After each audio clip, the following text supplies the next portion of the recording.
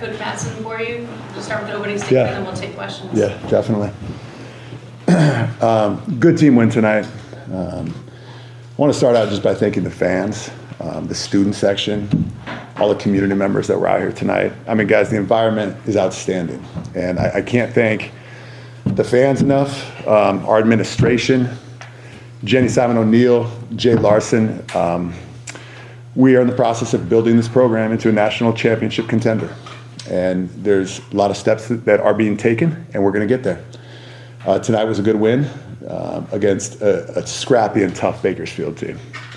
Very scrappy, very tough, very talented. And so you got to give them credit. They had us on the ropes at times. Proud of our guys. We had some good individual performances. We had a good team performance. Open to questions. Mark, a lot of guys played pretty well for you tonight, but can you talk about Lee Dort and the improvement he's made from a year ago? There's probably not a player I could be more proud of than Lee Dort. You know, he had opportunities to start last year. I think he started a game at SMU, but he was playing behind a pro in Madi Sissoko. And Lee, every time he was called upon, did great. Now, over the summer, Lee Dort changed his body. He changed his nutrition. He got in the gym, even more than he had been doing. He has an unbelievable work ethic. 4 assists and 1 turnover, that shows how unselfish he is. Lee really impacted the game in a huge way, and that was great to see.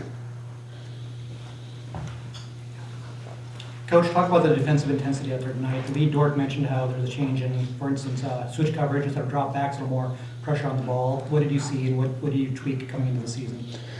Yeah, I mean, we have certain coverages that we use. We have the drop. That's a big part of what we do. We have a more aggressive coverage. We'll do that a little bit, sprinkle it in. We have a switching coverage. And so the goal is keep the other team off balance as much as we can. Some games it might be a drop. Some games it might be, a zone. But we've really dedicated a lot of time to improve defensively. We were, I think, 14th or 15th in the ACC last year defensively. That's not good enough. That's not good enough. So we're really striving and working to improve that. Last year, the most assists you guys had in the game was 18. Tonight, you guys already have 20. Can you talk about the improvement with passing and just what you saw tonight? Yeah, we talked about that in the locker room. DJ Campbell, we had a conversation last season after an 8-assist game. And I said, guys, we need to have some 20-assist games. This is a conversation we had last year. In that conversation, DJ Campbell raised his hand and said, guys, we should have a bunch of 20-assist games. And so it was great to see in the first game where we didn't even shoot it well from 3, we had 20 assists. That won't happen every night, but you can see the unselfishness. You can see the desire of people to want to make each other better. Yeah, Coach, what were some of the big defensive points that you were trying to touch on beginning of the season, and do you feel like you met those goals tonight? I need to look at the analytics. I want to look at the analytics. I thought our transition defense was not good. I thought we made some mental mistakes. We had some turnovers that were careless that led to points for Bakersfield.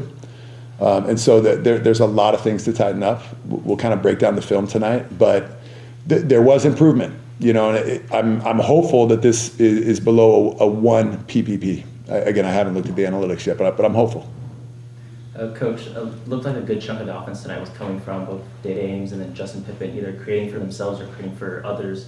And you've had a lot of good perimeter guys come through here in the past couple of years. Just kind of, what are you expecting from them as the season goes on, kind of controlling that from the perimeter?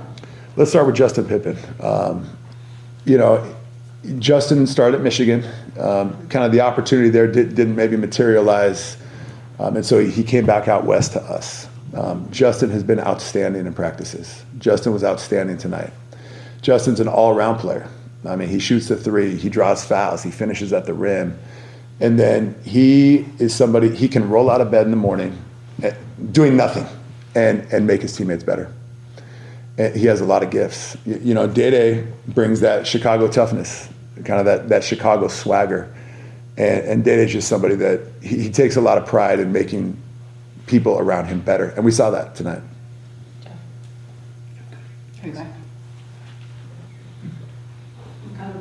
Yeah.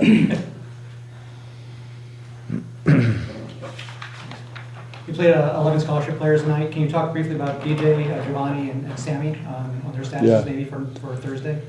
Yeah, Sammy is in a situation where there's an injury, and we're monitoring that, and we'll kind of give updates as we go there. Giovanni Ruff is someone, he had a couple of injuries, and so we're in he's probably going to redshirt this year, and really kind of get to the point where I think he's going to have an unbelievable breakout year next season. You know, again, a couple of injuries here and there, and we had some conversations, and I think this red shirt, he's a great player right now, but I think it's going to give him an even bigger jump on next season. And then DJ. yeah, DJ's day to day with an injury, and we hope to have him back very shortly.